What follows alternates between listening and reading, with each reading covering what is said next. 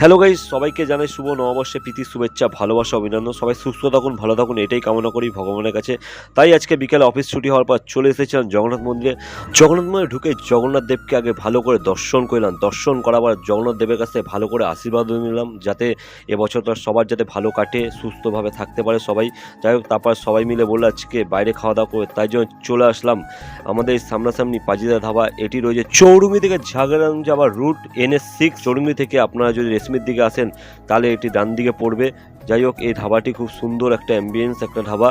এখানে হচ্ছে কি আপনারা ফ্যামিলি নিয়েও আসতে পারেন। এখানে খাবারের দামও খুব কম এবং খাবারের মানও খুব ভালো। যাই হোক, আমরা এখানে মেনু চার্ট দেখে কিছু খাবার অর্ডারও দিয়েছিলাম। এখানে খাবার খাওয়ার পরে সবার রিয়াকশানটা দেখতেই পাচ্ছেন কত সুন্দর। যাই হোক, এখানে সবাই বলছে খাবারটা খুব ভালো।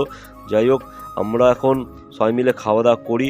আর তোমরা এরকম মিনি ব্লগস দেখার জন্য চ্যানেলটাকে সাবস্ক্রাইব করে নিও। চলো, টাটা, বাই বাই।